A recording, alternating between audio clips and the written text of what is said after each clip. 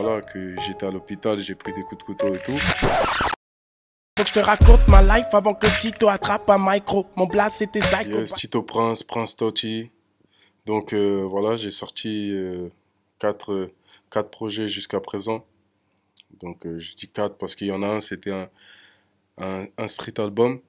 J'avais commencé par un street album qui s'appelait Le Petit Prince du Ghetto.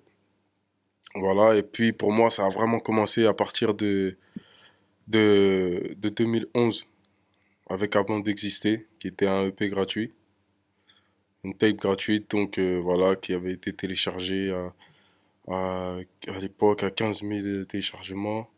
Ensuite, ça m'a donné de la force justement de me dire que voilà, bon, c'était vraiment une période où je voulais arrêter la musique, mais je me suis dit, voilà, s'il y a des téléchargements, je l'avais balancé comme ça.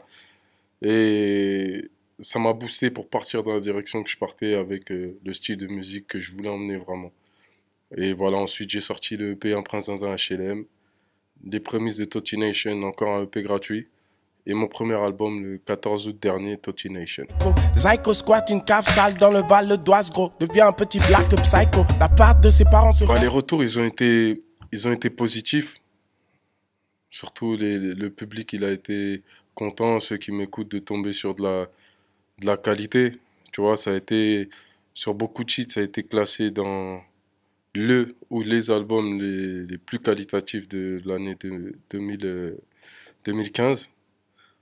Comme mon EP que j'avais fait en 2013, donc Un Prince dans un HLM, le Nouvel Ops, il avait classé comme ce que 2015 a fait de mieux en rap français. Donc ça, c'est des choses que je retiens beaucoup. C'est des choses que je retiens beaucoup. Après, oui, il y a les ventes, mais étant en indé, parce que c'est des projets que voilà, j'ai sortis en autoproduction, tu vois. Donc pour moi, ça va vraiment compter maintenant que je vais rentrer en maison de disque. Bien que les scores en indé, ils sont très bien passés parce qu'on est rentré dans nos chiffres et on a dépassé, voilà. Mais les retours, voilà, quand je parle de retours, c'est vraiment qualitatif. Voilà, les gens, ils ont bien reçu, la critique l'a bien Donc reçu. la moitié accro, au pelle fort Desperado. L'alcool monte et sépare la famille, l'embrouille. Par Comment ça se rapport à fait? ma mentalité de tous les jours, en fait. Je rappe ce que je suis pour de vrai. D'ailleurs, c'est pour ça que tu verras beaucoup de textes autobiographiques ou quoi dans mes albums. Parce que je rappe ce que je suis, ce que je vis, ce que je pense, ce que je vois. Et, pour moi, c'est important.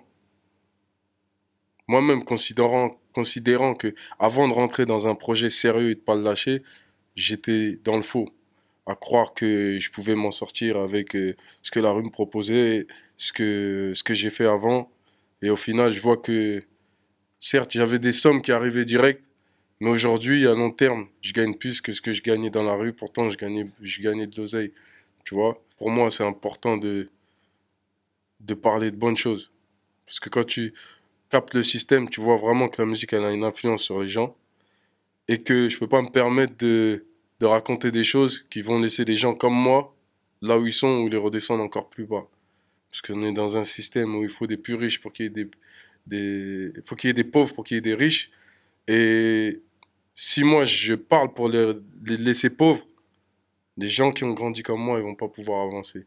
Pour moi, c'est important qu'eux aussi comprennent que tu peux ouvrir ta société, tu peux ouvrir ton entreprise, tu peux réussir dans n'importe quel domaine que tu fais, dans le foot, dans la mécanique, dans n'importe quoi, tu peux réussir. Mais faut vraiment s'accrocher et prendre conscience du monde dans lequel tu es. Arrêter de croire seulement à ce que tu vois, ce qu'on te vend.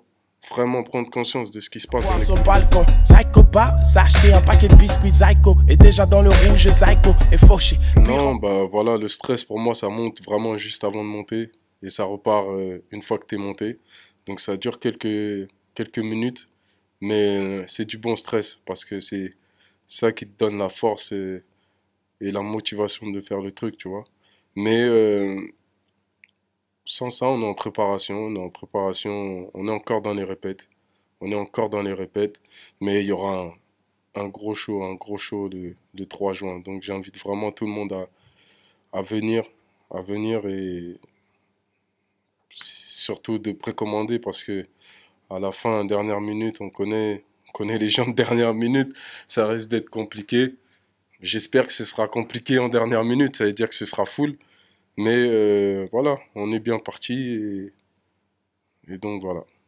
Bête, bête, Niaco, Rimalico et Huberto. Huberto parle de se faire de l'argent, grand pro sale bon. Tous votent pour l'argent sale gros. Psycho vole, Psycho, c'est un morceau que j'ai écrit pour les projets qui sont à venir là. D'ailleurs, je sortirai un projet cette année. Donc en 2016, j'enchaîne avec le projet de l'année dernière. Et Psycho, voilà, il est un peu. C'était ce que j'avais envie d'envoyer en premier après Tochi Nation. Et c'est un morceau c'est un storytelling. J'ai laissé les gens découvrir, j'ai parlé à la troisième personne dans le morceau en parlant de Psycho. Mais Psycho, c'est bien moi. Donc c'est pour ça que j'ai commencé le morceau en disant, faut que je te raconte ma life. D'abord, pour que tu saches que Tito, avant d'être Tito, il était Psycho d'abord. Et Psycho, voilà, il a eu un passé dont, voilà, fallait que je passe par là, mais aujourd'hui, c'est pas quelque chose que je prendrais comme quelque chose de bien, plutôt la fin de ce que je suis en train de faire. Aujourd'hui, ce que je suis en train d'accomplir, c'est beaucoup mieux que ce qu'a accompli Psycho en vrai. Et donc, voilà, pour moi, c'était important de parler de ce morceau et de parler aussi de ma conversion. De ma conversion quand je suis vraiment rentré dans l'arrière-prix, quand j'ai vraiment accepté Christ dans ma vie. Pour moi, c'était important de parler de ça. trop, Psycho, cambriole trop. Il fait des débuts impeccables, enchaînant les délits de fuite. Tout ça en écoutant. Tito Prince du passé. C'est le prince du passé. C'est-à-dire, moi, mon prénom, c'est Prince en vrai. Et Psycho, c'est le prince du passé. Pour moi, le vrai, en vrai, de vrai, l'alter ego, ça n'existe pas. T'es tout seul en toi, sauf si tu laisses un autre esprit rentrer en toi. Et là, il s'appellera pas Psycho, mon pote. Tu vois ce que je veux dire? Faut choisir. Soit tu laisses le bon esprit entrer en toi, soit tu laisses le mauvais. Psycho, un monstre dehors et à la maison un fils clean. Il fait la vaisselle et la cuisine. C'est qu'avant, le Tito d'avant, donc le Psycho, parce qu'avant que je fasse la musique, c'était Psycho, mon surnom. Tito, c'était un surnom que j'avais, mais c'est mon nom qui me l'a donné. Il y a un groupe de personnes aussi dehors qui m'appelaient comme ça, entre groupes de potes. Mais le Psycho, c'est vraiment le nom avec qui je faisais les conneries que tu as vues dans les premières parties du clip. C'est Huberto dans le morceau qui m'a donné ce nom Psycho. Tu vois? Et la différence, c'est que Psycho, il faisait fuir les gens. Donc le prince d'avant, il faisait fuir les gens. Et aujourd'hui, Tito, il les rassemble. Il les amène vers lui plutôt. C'est ça la grande différence. Et c'est là que tu vois que avant, voilà, tu faisais peur aux gens. La seule partie où tu faisais pas peur aux gens à l'ancienne, c'est quand j'étais dans ma poussette. On disait, il est beau le bébé. Et quand tu grandis, on change de trottoir. Tu vois ce que je veux dire? Mais le but, c'est de retourner à cette étape-là où les gens, ils ont envie de t'écouter. Ils ont envie de voir ce qu'il y a de bon en toi, ce que tu peux apporter, en fait. Tu vois? Et c'est ça la différence entre Psycho et le Psycho d'aujourd'hui. Ton père, ouais, je dis que attends la voix de Psycho. T'es ma Malik, tiens-toi correctement. Attends la voix de Psycho. T'es pas Psycho. Alors, le foot, j'ai commencé par le foot, petit. Voilà, on jouait tout le temps dehors au foot, tout ça. Donc, je me suis inscrit en club parce que les grands ils disaient, ouais, t'es bon, vas-y, vas-y. Moi aussi, j'aimais bien. Donc, je suis parti. Je suis allé assez tard quand même. Je suis allé vers 10 ans. Il y en a qui avaient commencé à 6 ans et tout. Mais en vrai de vrai, je suis pas allé au début parce que mes parents, nous, on était beaucoup. Et payer une licence, c'était compliqué. Payer une licence, c'était compliqué. Donc, j'y allais pas trop. J'y allais pas. J'essayais de gratter des entraînements, mais dès qu'il fallait payer, on me chassait. Donc, voilà. Et après, j'ai vraiment commencé à l'âge de 10 ans le foot. Jusqu'à arriver à un niveau où, voilà, on m'a appelé pour le centre à Auxerre. Tu vois, et arrivé à cette détection-là, je me suis blessé. Donc ça n'a pas pu continuer parce qu'après je m'étais blessé, je m'étais cassé la cheville. Donc ça a duré bien un 4-6 mois de rééducation avant de pouvoir reprendre. Donc même la saison d'après, je n'étais pas prêt à la rentrée, c'était cuit pour moi, quoi. J'ai même pas pu faire la détection correctement. Et c'était pas genre des détections où tu viens, t'as 4 étapes, c'était la détection finale parce ils m'avaient détecté eux-mêmes en club en fait. Donc ils me faisaient venir, il y avait juste un test et moi je me suis blessé, donc voilà. Donc c'était mort, mais je regrette pas parce que je devais faire de la musique. C'est sûr et certain, je devais faire de la musique et je pense que ceux qui m'écoutent aussi, je leur suis plus utile ici dans la musique que je leur aurais été dans le foot. Et pour la boxe, c'est pareil, la boxe, J'ai commencé à boxer bah, quand on rentrait dans les périodes où il fallait se battre toutes les semaines. Donc là, je me suis mis à la boxe et voilà, j'en ai fait un long moment et j'ai atteint un bon niveau. C'est vrai que j'aurais pu continuer et sûrement être professionnel comme des potes à moi le sont devenus, comme des Chilingue Buana qui est professionnel aujourd'hui et comme des Faisal Hussein qui est professionnel en free fight, en MMA. Et, voilà, tout ça c'est un peu du même coin, du même quartier. Faisal c'est mon quartier et tout. Mais voilà, moi je t'ai appelé dans la musique et je suis content Arrête de aujourd'hui. faire fou là! T'as la voix des psychos. Demain on va faire du bif mon frère. Un morceau en giant, un morceau un petit peu plus calme à thème et tout. Je me le dis sur les instrus, sur mes choix d'instrus. Quand je choisis une instru, je sais pas forcément ce que je vais raconter dessus. Cette réflexion, je la fais sur le choix d'instru. Après, si tu écoutes bien chaque morceau, il y a toujours une touche de spiritualité dans chaque morceau. Tu vois? Parce que quand on dit spirituel, c'est que voilà, chacun en soi a un esprit et je rappe avec l'esprit. Tu vois? Je rappe avec le fond de moi, le vrai, avec l'âme. Je rappe avec ce qu'il y a en moi vraiment pour de vrai. Donc tu ressentiras toujours ça sur chacun des titres, qu'il soit plus dynamique ou plus lent. Tu vois? Après, ça m'arrive aussi d'avoir déjà un thème, de savoir ce que je vais raconter et de chercher une instru qui correspond. Ménage au bergerie, un quartier psycho. Psycho rentre dans une live show. Psycho veut être direct, le grand espère des... Ouais, ça m'a rapproché de ma foi, mais ça n'a pas été que cet acte qui m'a rapproché de la foi en fait, ni qui m'a influencé sur ma façon d'écrire. De toute façon, c'est ma foi qui m'influence à écrire, tu vois. C'est mes convictions qui m'influencent à écrire. Maintenant, en parlant de ces convictions et de cette foi-là, elle est devenue plus sérieuse après l'accident, mais même pas tout de suite. Il y a eu plusieurs étapes qui sont passées dans ma vie, dont l'accident qui était un fait très marquant. Enfin, l'accident, voilà, que j'étais à l'hôpital, j'ai pris des coups de couteau et tout. Ça, ça m'a ça m'a fait comprendre que tu peux partir en 5 minutes et n'avoir rien fait ici, n'avoir rien laissé. Et j'ai des frères, j'ai des sœurs, j'ai des cousins, des cousines, j'ai une famille. Et voilà, je pensais à eux, je me suis dit, quand je me suis fait attraper là, dans tout le truc, je parle de mes potes, des trucs, mais des fois tu vas te faire attraper, t'es tout seul. S'ils étaient là, ils auraient fait quelque chose. Mais la vie a fait qu'ils ne soient pas là et qu'il m'arrive ça. Parce que t'es pas toujours avec tes potes. Par contre, tu peux croiser des gens qui sont avec leurs potes. Tu vois? Et là, tu payes cash comme j'ai fait le morceau, payer cash. Tu vois? Et c'est pour ça que, au final, j'ai regardé, j'ai fait le constat de toutes ces choses-là. Je me suis dit, j'ai rien gagné. Donc, je vois pas pourquoi moi j'ai rien gagné.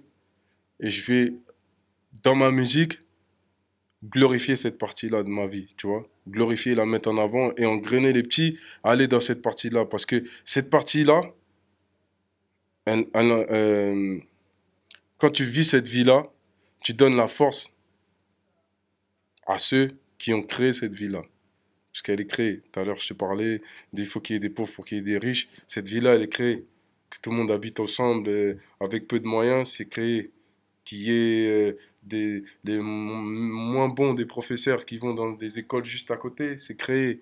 Qu'il y ait toutes ces choses, c'est créé. Et si tu encourages les gens, vu qu'on est dans ces conditions-là, vu qu'on vit ces conditions-là, bah il reste qu'une solution, c'est aller bicrave ou aller braquer ou aller truc, c'est faux, je l'ai fait et c'est faux. Et ceux qui le vivent, ceux qui sont en prison, je parle avec des grands en prison.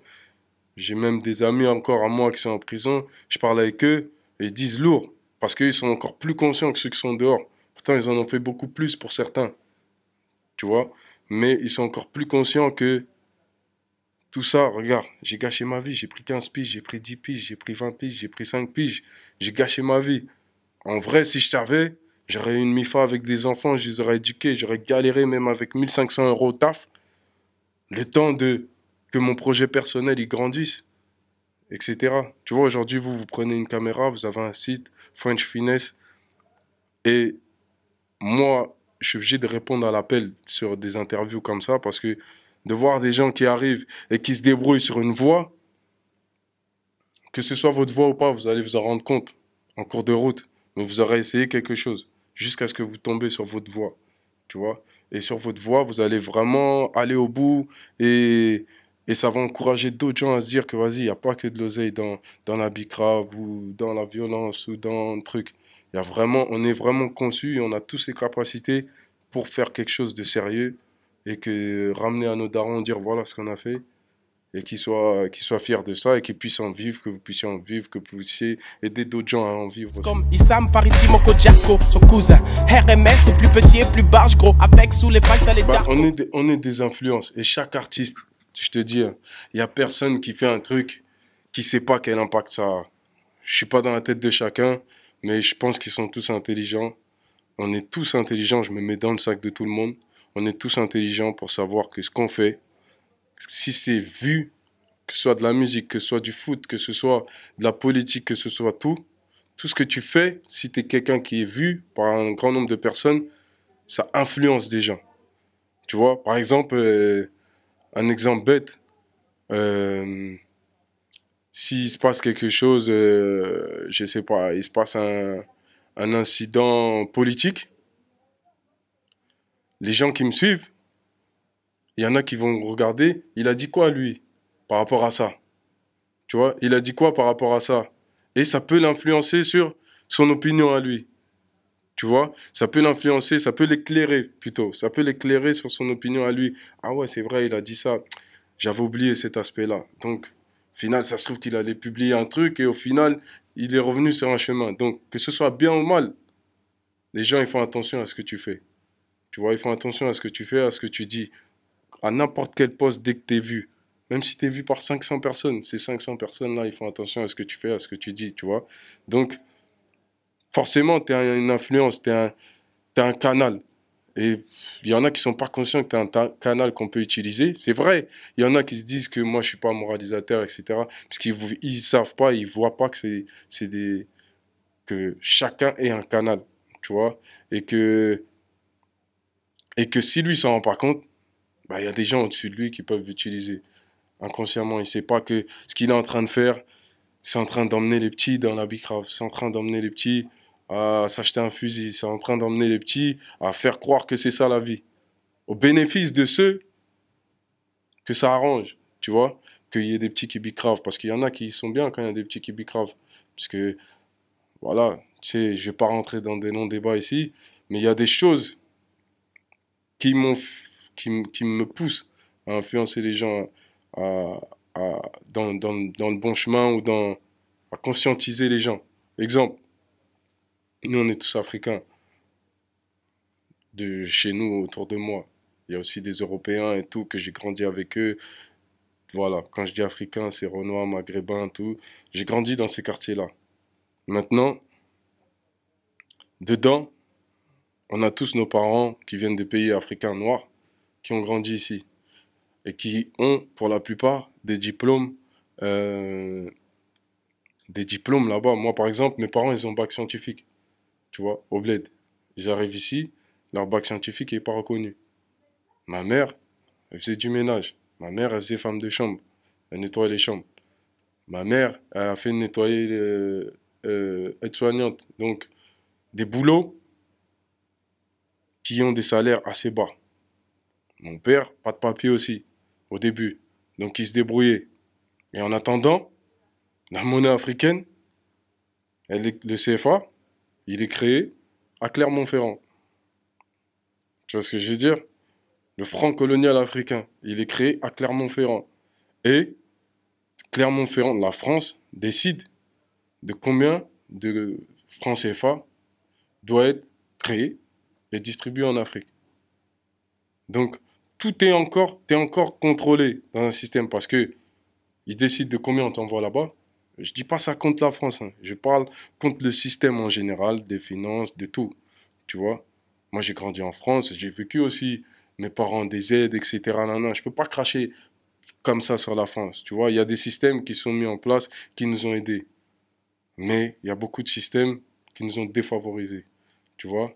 Donc, moi, je te parle là de politique. On est parti dans un sujet politique, mais pour te montrer pourquoi, pour moi, c'est important que les neigeux, ils savent. Parce que, tu vois, moi, je ne le savais pas, ça. Que le franc CFA a été créé, par exemple, à Clermont-Ferrand. Et qu'il décidait, tu lis sur Wikipédia, tu le vois, et qu'il décidait du montant qui doit être distribué en Afrique. Et une fois que le montant il a tourné en Afrique, chaque fin d'année, 50% de chaque pays qui ont le franc CFA revient à la France. Tu vois ce que je veux dire?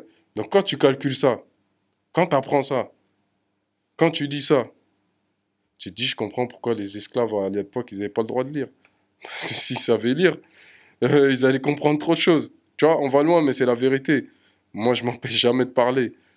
Tu vois, on vient de cette culture-là, je vais parler de cette culture-là. Si je serais breton, je t'aurais parlé de la culture bretonne. Mais je vais pas me cacher pour parler de la vérité de ce que vivent mes parents. Tu vois ce que je veux dire?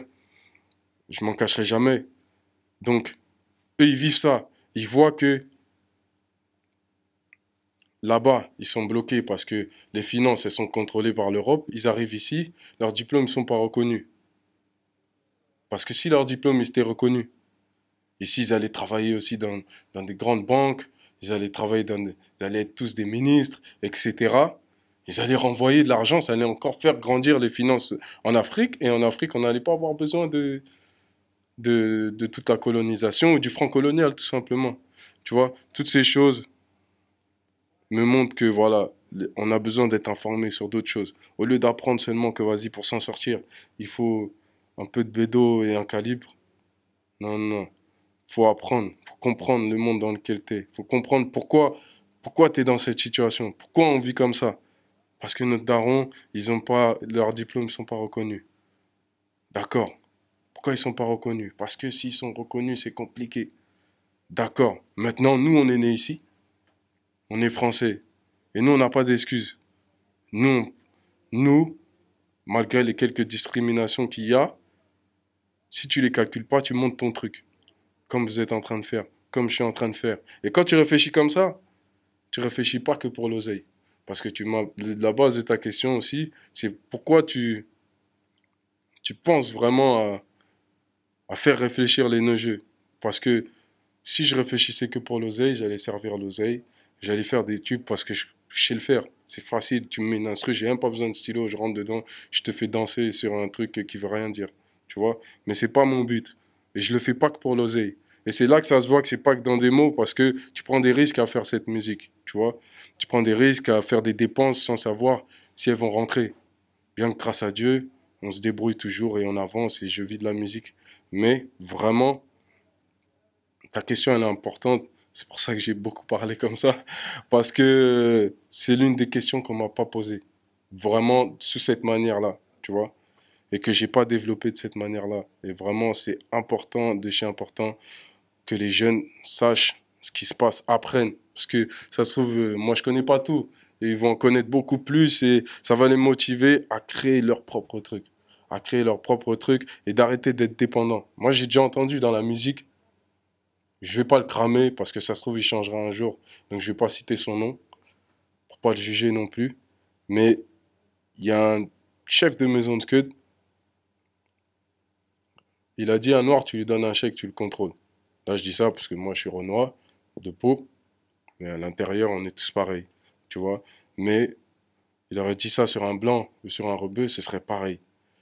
Il a dit que un noir, tu lui donnes un chèque, tu le contrôles.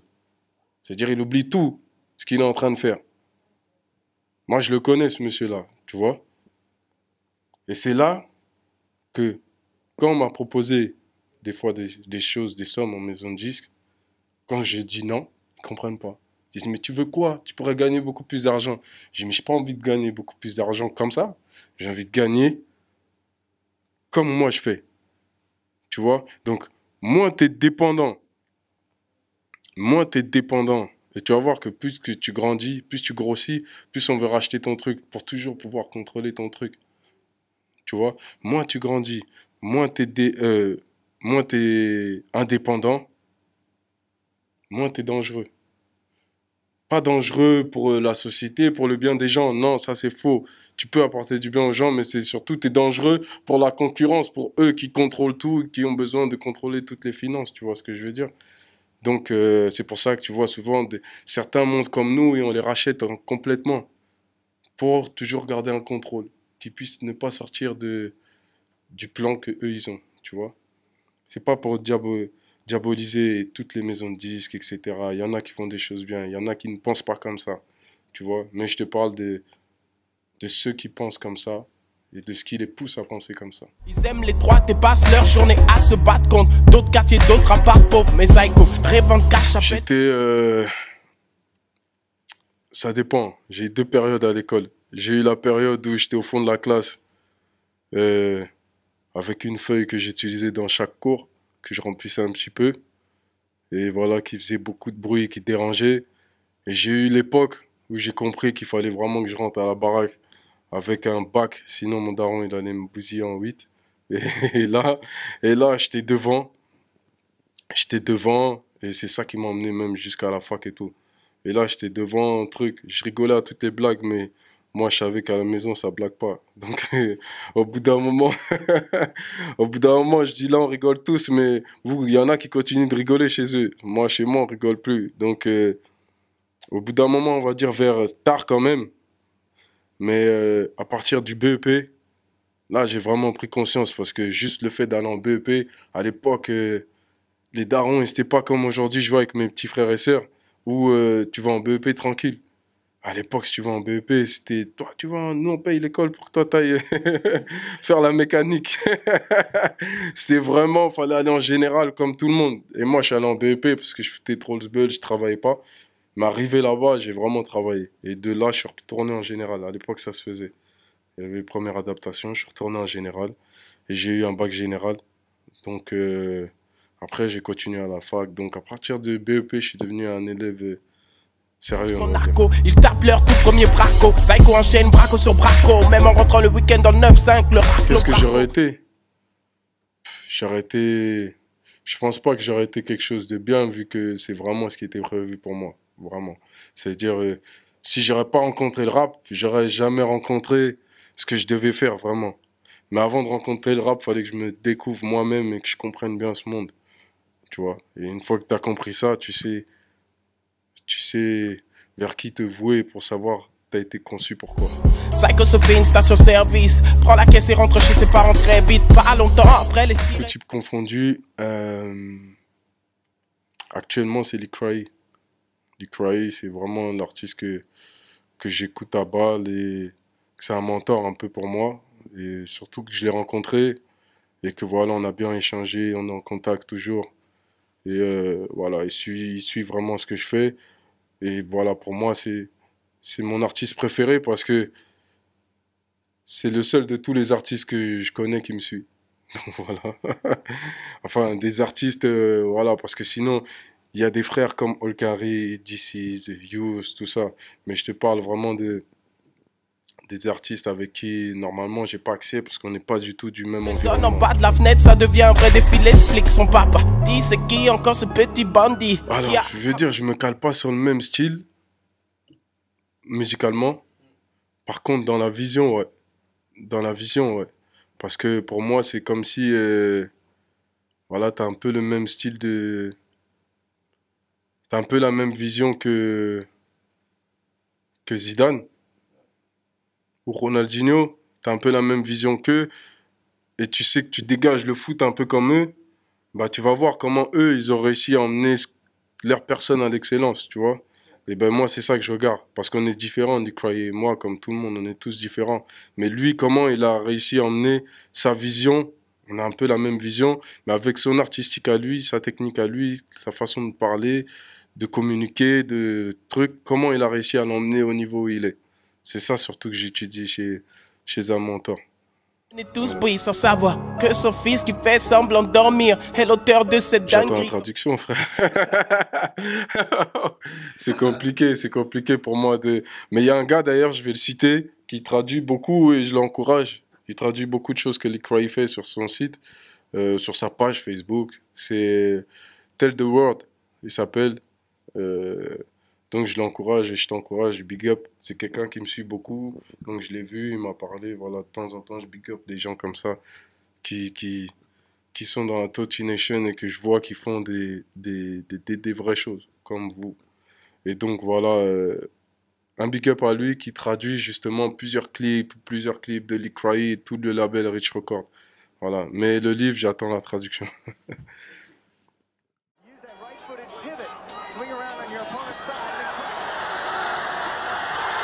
Mike Tyson, Iron Mike. Parce que comme il appelait petit Mikey la grosse tête. Parce que, parce que c'est plus ma génération, donc je l'ai vu combattre. Mohamed Ali, c'est plus la génération de mon père. Mais voilà, toujours un big up à Mohamed Ali, puisque le jour du combat contre Foreman, mon père il était au stade et il me parle de ça depuis que j'étais petit. Donc un big up quand même pour tout ce qu'Ali il a fait de toute façon. Mais moi, c'est dans le style, c'est Tyson, parce qu'en boxant, moi, je m'influençais de ce style-là. J'attends pas Tyson, sinon je serais pas ici. C'est Will J'avais Smith, vu des le tas de roi gens se faire tuer, mais je l'avais jamais fait moi-même. Faut dire que j'avais... Les deux, parce que j'ai fait les deux. Ouais, mais la préférence, aujourd'hui, je te dirais Will, parce que c'est plus mon style à moi. Mais avant, c'était le curly de menace. Non, j'aime pas répondre à cette question. Parce que Curry, on a la même vision, on a les mêmes convictions et tout. Mais LeBron James, je l'aime depuis trop longtemps. Tu vois? Donc, j'aimerais bien que LeBron James il gagne ce titre-là qui arrive et qu'après Curry gagne tous les titres qui restent jusqu'à ce qu'il arrête le basket.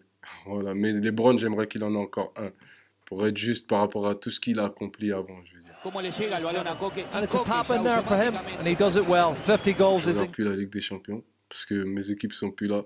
Donc, donc, non, c'est tout ce qui. Non, là, t'as dit deux. T'as parlé de Madrid en fait. Donc, je regarde plus.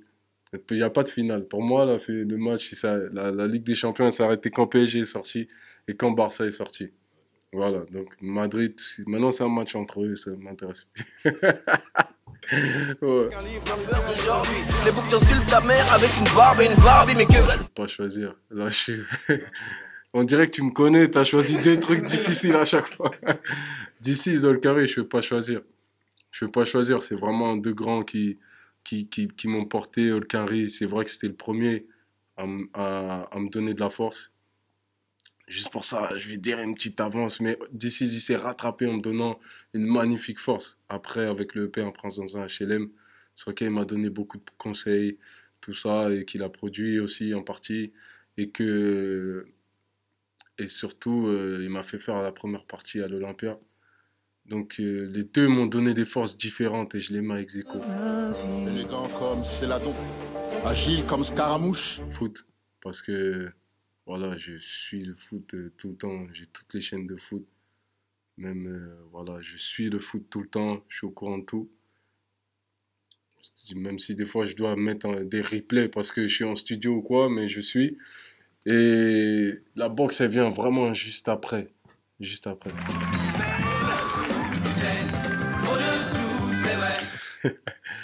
Arnold et Willy.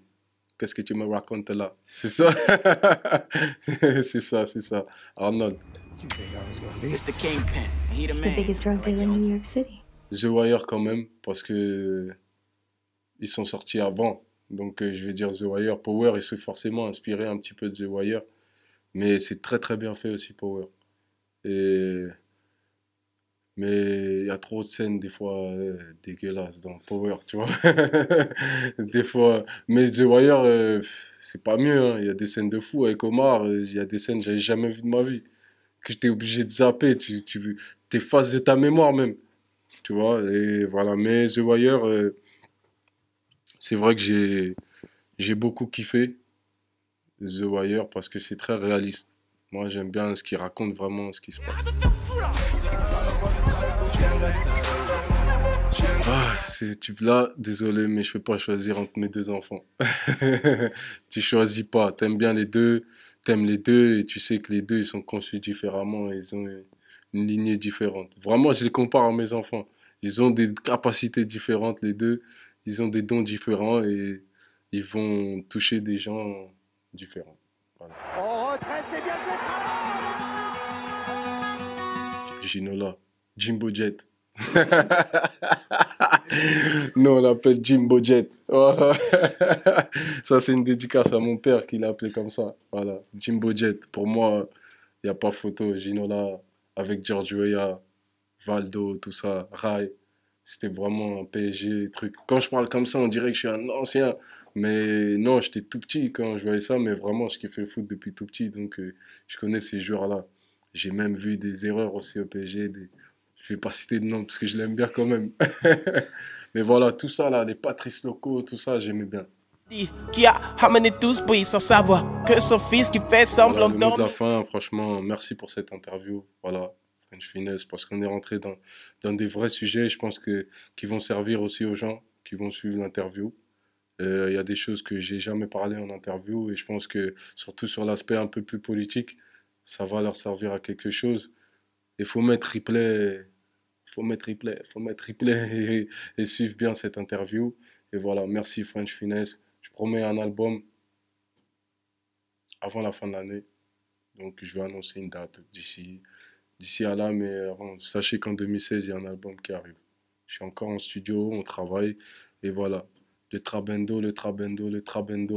Venez au concert, tous ceux qui sont dans l'Île-de-France, même plus loin, parce que je sais que mon dernier concert à Paris, donc non pas le dernier, l'avant-dernier, le dernier c'était à Guyancourt dans le 7-8, l'avant-dernier c'était à la Boule Noire, et j'ai croisé un mec de Londres qui m'a touché de fou parce qu'il a fait le trajet, c'est ma famille qui l'ont croisé à Gare du Nord et il avait raté le dernier train, tout ça. Donc voilà, même quand ça vient de loin, ça fait toujours plaisir. Ça fait toujours plaisir et je prends le temps de parler avec ces personnes-là à la fin.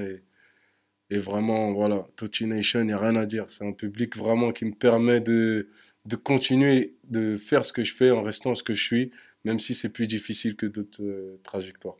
Voilà pour le mot de la fin. French Finesse, big up, merci, Prince Toti. Et l'auteur de cette dinguerie sans savoir que la richesse mal acquise qu'il envie. La rue fait en sorte qu'elle s'empire sans savoir.